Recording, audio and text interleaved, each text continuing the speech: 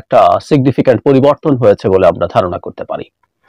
আমরা নিশ্চয়ই অনেকে খেয়াল করেছি, পত্রিকায় এসছে ভারতের পররাষ্ট্রমন্ত্রী ডক্টর এস জয়শঙ্কর তাদের সরকারের 100 দিন পূর্তি উপলক্ষে কথা বলেছেন ভারতের বিভিন্ন মিডিয়ার সাথে। সেখানে বাংলাদেশ প্রশ্ন এসেছিল, সেখানে তার বক্তব্য সেরকম ইঙ্গিত দেয় যে তারা তাদের অবস্থান পরিবর্তন করছেন।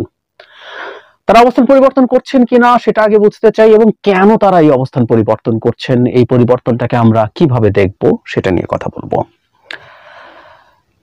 জয়শঙ্করকে যখন জিজ্ঞেস করা হয়েছিল, তখন বাংলাদেশের রাজনৈতিক পালাবদল ও সেই পরিস্থিতিতে ভারতের ইতিকর্তব্য নিয়ে প্রশ্ন করা হলে জয়শঙ্কর বলেন, সবসময় সবকিছু ঠিক থাকবে তা হয় না, সবসময় সবকিছু অনুকূলও থাকে না। বাংলাদেশে যা হয়েছে তা তাদের নিজস্ব রাজনীতি, একান্তই অভ্যন্তরীণ বিষয়, কাজে সেই বিষয় নিয়ে মন্তব্য করা অনভিপ্রেত। এটুকু বলতে পারি, আমরা সবসময় বিদ্যমান সরকারের সঙ্গে সম্পর্ক রক্ষা করে চলি। আমি পুরোটা পড়ে আমি আবার আসবো এই জায়গায়। তিনি বলেন, আমার বিশ্বাস ওরা ওদের অবস্থান বুঝে নিলে এবং সম্পর্কের মাহাত্ম্য অনুধাবন করলে প্রতিবেশী সম্পর্ক অন্য উচ্চতায় পৌঁছাবে। প্রতিবেশীরা সবসময় একে অন্যের প্রতি নির্ভরশীল হয়। তিনি আরো বলেন, অন্য প্রতিবেশী দেশেও কোথাও কোথাও রাজনৈতিক ঘটনা ঘটেছে, কিন্তু মিটমাট হয়ে গেছে। বাংলাদেশে যা হওয়ার তা হবে, তা নিয়ে মন্তব্য করা সাজে না, কিন্তু আমাদের মধ্যে যে সম্পর্ক রয়েছে আমরা তা আমাদের দিক থেকে স্থিতিশীল রাখতে চাই, সম্পর্ককে আরো এগিয়ে নিয়ে যেতে চাই। তিনি বলেন, আমাদের মধ্যে খুব ভালো সহযোগিতা আছে, ব্যবসা বাণিজ্য ভালো, মানুষের সঙ্গে মানুষের যোগাযোগও চমৎকার, আমরা এই পথেই এগোতে চাই। মানে জয়শঙ্কর বা ভারত আমাদের সাথে সম্পর্ক নিয়ে এগোতে চান কিনা, এগোতে চাইলে কি করতে হবে সেটা নিয়েও বলবো। কিন্তু এখানে একটা খুব ইন্টারেস্টিং জায়গা আছে। উনি স্বীকার করছেন ক্ষমতার পালাবদল নিয়ে সব সময় সবকিছু তাদের অনুকূলে থাকে না, সবকিছু ঠিকঠাক থাকবে না তা হয় না। তার মানে বাংলাদেশে যা ঘটেছে, হি অ্যাগ্রিড যে এটা তাদের অনুকূলে না, তারা এটা চায় নাই। ইয়েস, উই নো, তারা চেয়েছিল শেখ হাসিনা অনন্তকাল ক্ষমতায় থাকুক, যেন ভারত যে কোনো কিছু করতে পারে। তারপরে একটা জায়গায় এসে বলছেন, অভ্যন্তরীণ রাজনীতি, একেবারে অভ্যন্তরীণ বিষয়, নিজস্ব রাজনীতি, সেটা নিয়ে মন্তব্য করা অনভিপ্রেত। এই জায়গাটা খুব ইম্পর্টেন্ট, খুবই জরুরি শিফটিং আছে। বাংলাদেশে কি হয়েছে কি হচ্ছে সেটা নিয়ে প্রকাশ্যে অনেক কথাবার্তা বলছিলেন। এই যে এটা অভ্যন্তরীণ রাজনীতি, এটা নিয়ে মন্তব্য করা ঠিক না, এটা কিন্তু ভারত ডামি নির্বাচনের আগে বারবার বলতো। ভারতের যে একটা ব্রিফিং হতো পররাষ্ট্র মন্ত্রণালয়ে, সেখানে যখন জিজ্ঞেস করা হতো তখন ঠিক এই কথাটা বলতো, বাংলাদেশের ভেতরে যা যা হতো সব অভ্যন্তরীণ বিষয়, এটা নিয়ে মন্তব্য করবে না। তাহলে আসলে রাইটলি প্রশ্ন আসে, অভ্যন্তরীণ বিষয় যদি সেটা হয়ে থাকে, এই অভ্যুত্থানকে নিয়ে যা বলছে সেটা নিয়ে কেন তারা কথা বলছে, কেন তারা কথা বলছে আমি আসবো। কিন্তু তারা বলেছে, কিন্তু ফাইনালি এসে তারা স্বীকার করছে এটা অভ্যন্তরীণ বিষয় এবং এটা নিয়ে মন্তব্য করা অনভিপ্রেত, এবং সব সময় বিদ্যমান সরকারের সাথে সম্পর্ক রক্ষা করে চলি। উচিত উচিত ভারতের এটা বোঝা উচিত। ভারতের মতো এত বড় একটা দেশ, তার বোঝা উচিত সরকার যেই আসুক তার সাথে সম্পর্ক রক্ষা করা উচিত। সেটা তার পছন্দ যদি নাও হয়, পৃথিবীর কোন দেশ চিরকাল তার পছন্দের সরকার রাখতে পারবে না। এটা ট্রু যে বিশেষ করে একটু বড় শক্তিগুলো, বড় দেশগুলো চায় তার নেবারিং এরিয়াতে আরো যদি বড় পাওয়ার হয় আমেরিকার মতো, সে সারা পৃথিবীতে বিভিন্ন জায়গায় তার মতো তার পছন্দের সরকার থাকুক। এমনকি আমরা ছোট দেশগুলো আসলে চাই আমাদের পাশে পাশে কে থাকবে, সেটা কোনটা আমার জন্য ফেভারেবল হয় সেরকম সরকার চাওয়া। কিন্তু চাইলে তো সেটা হয় না। প্রত্যেক দেশের নিজস্ব ডিনামিক্স আছে, নির্বাচন হলে সেই নির্বাচনের মধ্যে মানুষের চয়েস আছে।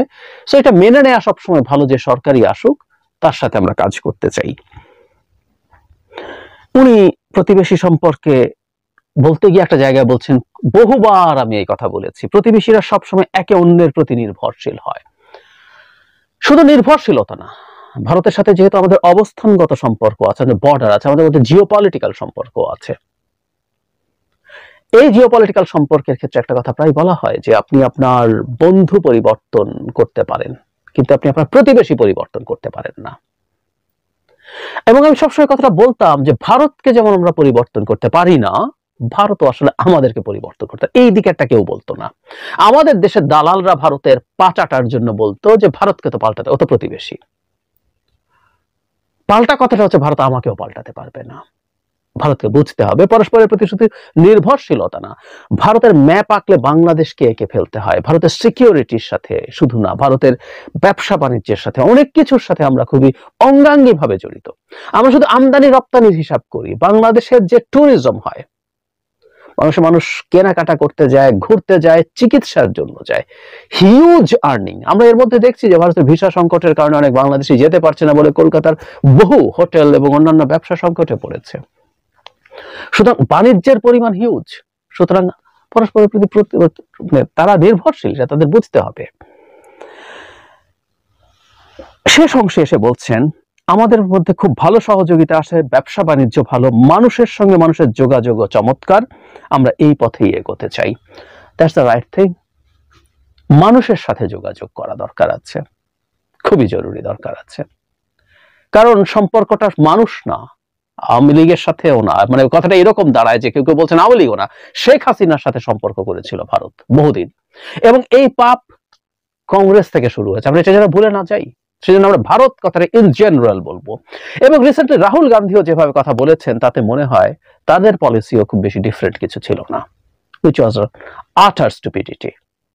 বলেছিলাম অভ্যন্তরীণ রাজনীতিতে সাবালক হয়ে উঠলে উনি আন্তর্জাতিক রাজনীতিতে পাপ্পুই থেকে যাচ্ছেন, যেহেতু উনি বাংলাদেশ নিয়ে এই ধরনের অর্বাচীনের মতো কথা বলেছেন।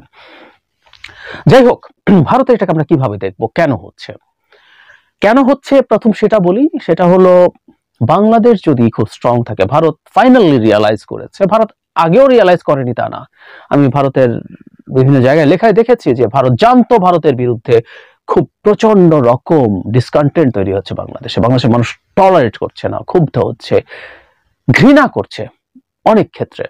কিন্তু তারা ভেবেছিল শেখ হাসিনা তার মিলিটারি এবং সিভিল যে এস্টাবলিশমেন্ট আছে সেটা দিয়ে ক্ষমতায় থেকে যেতে পারবে, এবং ভারতের গোয়েন্দা সংস্থা নাকি সবকিছুর ভেতরে ঢুকে বসে আছে, ওটা অবশ্য কেউ বলেননি, আমরা বলছি। তারা ভেবেছিল ওটা সহযোগ করে তারা ক্ষমতায় থেকে যেতে পারবে। সুতরাং মানুষ বিপক্ষে চলে গেল, শেখ হাসিনাকে ক্ষমতায় রেখে যা ইচ্ছা তা নিয়ে নাও। That was the policy. দীর্ঘদিন থেকে আমরা বলেছি এটা ভুল পলিসি। এটা যদি আপনি চিরকাল করে যেতে পারেন, দ্যাটস ফাইন, আমি মানলাম যে এটা করে যেতে পারবেন, তাহলে করুন। কিন্তু চিরকাল এই সিস্টেম, এটা একেবারেই কোনো না, একেবারে কোনোভাবেই এটা টেকসই কোনো সাস্টেইনেবল কোনো সিস্টেম না, সুতরাং এটা টিকবে না। কিন্তু আপনি এটা করে গিয়েছিলেন। যাই হোক, এখন তারা বুঝতে পারছেন, এবং ডক্টর ইউনূস ক্ষমতায় আসার পর থেকে তিনি ফর্মালি, এমনকি দায়িত্ব নেওয়ার পরও, বিশেষ করে আমি পিটিআই এর ইন্টারভিউটা বলবো, দীর্ঘ সময় কথা বলেছেন, বিস্তারিত কথা বলেছেন, আনরিজলভড প্রায় সব ইস্যু নিয়ে কথা বলেছেন। সেখানে বাংলাদেশের জায়গা থেকে পানি সংকট, বর্ডার কিলিং, শেখ হাসিনা, বাংলাদেশে উগ্রবাদ, জঙ্গিবাদ, হিন্দুদের উপর আক্রমণ, এরকম সব ইস্যুতে উনি খুব স্ট্রং স্ট্যান্স দেখিয়েছেন। একটা স্বাধীন সার্বভৌম দেশের সরকার প্রধান যেভাবে কথা বলেন সেভাবে কথা বলেছেন, এবং ভারত রিয়ালাইজ করেছে তার এই বক্তব্যের সাথে এই দেশের জনগণ খুব ভালোভাবে পেছনে আছে, সমর্থনে আছে। সুতরাং ভারতকে আসলে বুঝতে হবে, এবং ভবিষ্যতেও যে সরকারই আসুক না কেন, তাকে মানুষের এই সাইকোলজি, মানুষের এই চাওয়া, এবং এই চাওয়াটা অন্যায় না। বাংলাদেশে কেউ গিয়ে বলছে না ভারতের সাথে গিয়ে ঝামেলা বাঁধাও, ভারতের সাথে যুদ্ধ লাগাও, কেউ বলছে না। আমাদের যুদ্ধ লাগার ক্ষমতা নাই জানি, কিন্তু কেউ সব বলছে না। জাস্ট আমরা আমাদের ন্যায্য কিছু জিনিস চাইছি, আমরা ভারতের কাছে আমাদের প্রতি ন্যায্য অ্যাটিটিউড চাইছি। ভারত আমাদেরকে কলোনি হিসাবে দেখবে না, ভারত আমাদেরকে করদ-রাজ্য হিসাবে দেখবে না, এইটুকু চাইছি। সো ভারত এটা রিয়েলাইজ করছে, এবং ভারত এটা রিয়েলাইজ করে তাকে রিয়ালাইন করার চেষ্টা করছে, দ্যাটস ফাইন। আরেকটা বিষয় এখানে কাজ করছে বলে আমি মনে করি, সেটা হলো আমেরিকা। ডোনাল্ড লু গিয়েছিলেন ভারতে, সেখানে কিছু কথা তো হবেই, তার চাইতে জরুরি কথা, খুব অল্প সময়ের মধ্যে আমেরিকা বাংলাদেশে তার ফুটপ্রিন্ট বাড়াচ্ছে। দুজন গুরুত্বপূর্ণ জুনিয়র মন্ত্রী এসছেন। শুধু সেটা না, এরপর থেকে আমেরিকার প্রভাব আছে এমন সব প্রতিষ্ঠান, আইএমএফ, ওয়ার্ল্ড ব্যাংক, এডিবি, বাংলাদেশকে প্রচুর সাহায্য দিচ্ছে। শুধু তাই না, ইসলামিক ডেভেলপমেন্ট ব্যাংক, আইডিবি, বাংলাদেশকে $5 বিলিয়ন খুব কম সময়ের মধ্যে দিতে চেয়েছে। সো বাংলাদেশে আমেরিকার ফুটপ্রিন্ট অনেক বেড়ে যাবে। এটা আবার ইন্ডিয়ার জন্য একটা টেনশন তৈরি করে, কারণ ইন্ডিয়া কখনোই চায়নি আমেরিকা তার ব্যাকইয়ার্ড, ইন্ডিয়া কনসিডার করে এটাকে ব্যাকইয়ার্ড হিসাবে, ইন্ডিয়ার ব্যাকইয়ার্ডে আমেরিকার অনেক বেশি ইনফ্লুয়েন্স তৈরি হোক। শুধু এটাও তাকে এক ধরনের ভীতি তৈরি করছে। তাকে আমেরিকা বলেছে, সেটা সে পাত্তা দিক না দিক, তার মধ্যে ফোবিয়া তৈরি হয়েছে। আমি যদি এখন খুবই খারাপ সম্পর্কের দিকে চলে যাই, তাহলে আমেরিকা এখানকার ফুটপ্রিন্ট বাড়িয়ে ফেলবে। আমেরিকার সাথে ভারতের স্ট্র্যাটেজিক স্বার্থ থাকলেও ভারত আর সব বড় দেশের মতোই যেটা করেছে, সে চায় তার আশপাশের এরিয়াতে তার ইনফ্লুয়েন্সটাই বেশি থাকুক, এবং আমেরিকা সে চেয়েছিল, সেটা এখন আর আমেরিকা করছে না, তার মাধ্যমে আমেরিকা তার স্বার্থ এখানে দেখুক। আমি অনেকবার বলেছি আগের ভিডিওগুলোতে, আপনাদের মনে থাকার কথা, যে ইন্দো প্যাসিফিক স্ট্র্যাটেজিতে আমেরিকা যখন, এটা আগে এশিয়া প্যাসিফিক স্ট্র্যাটেজি ছিল, জাস্ট প্যাসিফিকে ছিল, পরে এটা ইন্ডিয়ান ওশান, শিনজো আবে জাপানের প্রাইম মিনিস্টার, এক্স প্রাইম মিনিস্টারের একটা কৌশল দেখানোর কারণে এটা ইন্ডিয়ান ওশানও ইনক্লুড করা হয়েছে। কিন্তু এখানে ইনক্লুড করে ইন্ডিয়া তার, আমেরিকা তার নিজস্ব ইন্দো প্যাসিফিক স্ট্র্যাটেজি যখন ঘোষণা করে, ইন্ডিয়া পছন্দ করেনি যে ইন্ডিয়ান ওশানে তুমি এসো না। সো আমেরিকা যখন তার প্রেজেন্স বাংলাদেশে বাড়াচ্ছে, এবং আমেরিকার প্রেজেন্স বাড়ানোর কিন্তু একটা সুন্দর দিক আছে, কেউ সমালোচনা করতে পারেন, কিন্তু আমি মনে করি এটা ডিফারেন্ট। ইন্ডিয়া বা ইভেন চায়নাও অনেক সময় চায় যে একজন শাসকের সাথে সম্পর্ক তৈরি করে তাকে দিয়ে সবকিছু কবজা করা, কিন্তু আমেরিকা যেটা করে, তারা প্রচুর এইড দেয়, প্রচুর হেল্প করে। যেমন আমাদের এখন ইকোনমিক ক্রাইসিস আছে, আমাদের ডলার ক্রাইসিস আছে, আমাদের যদি এখন ডলার প্রচুর দেওয়া হয়, এর চেয়ে বড় কোনো হেল্প হতে পারে না। আমেরিকা কিন্তু তার জায়গা থেকে সেটা চেষ্টা করছে, সে আমাদের রিফর্ম নিয়ে সাহায্য করতে চাইছে, সে আমাদের মানি লন্ডারিং, যেটা নিয়ে আমরা বহুদিন কথা বলেছি, বিলিয়নস অফ ডলার্স বিভিন্ন দেশে পাচার হয়ে গেছে, সেই পাচারের ক্ষেত্রে তারা সাহায্য করবে। সেগুলো আমাদের জনগণেরও চাওয়া। আগেও আমেরিকা যখন এই দেশে কাজ করেছে, আমাদের জনগণের চাওয়া, আমাদের মানবাধিকার রক্ষা করতে হবে, র্যাবের বিরুদ্ধে স্যাংশন, নির্বাচন নষ্ট করলে ভিসা পলিসি, মত প্রকাশ নিয়ে তাদের চাপ দিয়েছে। সো আমাদের জনগণের চাওয়াগুলো রেজোনেট করেছে, এখনো তারা সেই জায়গাতে কাজ করতে চায়। সুতরাং এটা ইন্ডিয়ার ভয় তৈরি করতেই পারে, আমেরিকা যখন তার পলিসি এখানে অ্যাপ্লাই করবে, এটা এই দেশের মানুষের সমর্থনও পাবে।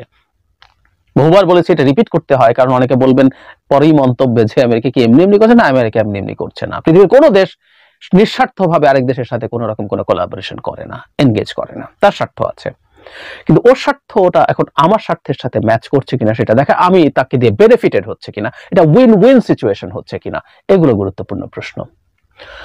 সুতরাং সার্বিক পরিস্থিতিতে ভারত রিয়েলাইজ করছে বাংলাদেশের সাথে সম্পর্ক রক্ষা না করলে মানুষ আরো বেশি তার প্রতি ঘৃণ্য অ্যাটিটিউড পেয়ে গেলে, ক্ষুব্ধ হয়ে গেলে তার ব্যবসা বাণিজ্যের ক্ষতি হবে, সরকারের সাথে তার যোগাযোগ না থাকলে এখানে আমেরিকা তার ফুটপ্রিন্ট অনেক বাড়াবে, ভবিষ্যতে সে একেবারেই বাইরে চলে যেতে পারে। এবং শুধু তাই না, চায়না এখানে তার ফুটপ্রিন্ট বাড়ানোর চেষ্টা করছে, শেখ হাসিনার সাথেও ছিল, এখন চায়না বিশেষ করে ভারতকে যারা মানে ভারত যাদেরকে পছন্দ করে না, অ্যাপারেন্টলি আমরা মনে করি বিএনপি, জামায়াত, চায়না তাদের সাথেও সম্পর্ক তৈরি করার চেষ্টা করছে। সুতরাং ভারত এই জায়গা থেকে সরে এসে এখন এখানে ঢুকতে চায়, এবং আমি ব্যক্তিগতভাবে মনে করি ভারত বিএনপি, জামায়াত সবার সাথেও তার এনগেজমেন্ট বাড়াতে চাইবে, জনগণের সাথে বাড়াতে চাইবে। আসলে এটা ছাড়া আর ভারতের কোনো উপায় নেই। তাহলে ভারত এতদিন, মানে প্রশ্ন আসবেই যে ভারত এতদিন কিভাবে তাহলে বা কেন এইভাবে কথা বলেছিল। আমি বহুবার বলেছি, ওর ডোমেস্টিক অডিয়েন্সের জন্য কথা বলেছে। বাংলাদেশ ওর ডিফিটেড হয়েছে, মানে বিভৎসভাবে পরাজিত হয়েছে, সে মনে করেছিল এভরিথিং ইজ আন্ডার কন্ট্রোল। কিন্তু শেখ হাসিনার পতন মানে একই সাথে ভারতের ইকুয়াল পতন, বা আরেকটু বেশিও, কারণ ভারতের ইগো আছে, ভারত বিরাট দেশ, বিরাট হ্যাডাম আছে মনে করে সে। ফলে সে একটু শোরগোল করেছে, হাউকাউ করেছে, এটা তার করতে হয়, না হয় তার জন্য সহজ না হয়তো। এবং বিশেষ করে হিন্দু, যেটা বহুবার বলেছে, হিন্দু কার্ড সে রাষ্ট্রীয় পর্যায়ে থেকে খেলেছে। জনাব মোদির মতো মানুষ রিপিটেডলি টুইট করেছেন, ডক্টর ইউনূসের সাথে কথা বলে টুইট করেছেন, অভিনন্দন জানিয়ে কথা টুইট করেছেন, এমনকি বাইডেনের সাথে কথিত ফোন আলাপ হয়েছে, কিন্তু হিন্দু নিয়ে আলাপ হয়েছে বলে আমেরিকা বলেনি, তারা বলছে, কিন্তু সেখানেও হিন্দু। সো তার ডোমেস্টিক অডিয়েন্স এবং ডোমেস্টিক রাজনীতির জন্য তাকে কিছুদিন শোরগোল হাউকাউ করতে হয়েছে। এটা থিতিয়ে এসছে বলে আমি মনে করি, থিতিয়ে আসা উচিত হবে, এবং দুই দেশ একটা ওয়ার্কিং রিলেশনশিপের মধ্যে দিয়ে যাওয়া দরকার। আমি বহুবার বলেছি, ভারতের প্রতি বিদ্বেষ, ক্ষোভ, ঘৃণা, বা ভারতের ও বাংলাদেশের প্রতি বিদ্বেষ, ক্ষোভ, ঘৃণায় কেউ লাভবান হবে না। ভারত যত দ্রুত এটা বোঝে এবং যত দ্রুত এই অ্যালাইনমেন্ট করে, এটা দুপক্ষের জন্যই ভালো। এবং জয়শঙ্করের যে সর্বশেষ বক্তব্য, তাতে মনে হয় তারা বাংলাদেশের সাথে সম্পর্ক রিয়ালাইন করার চেষ্টা করছে। তবে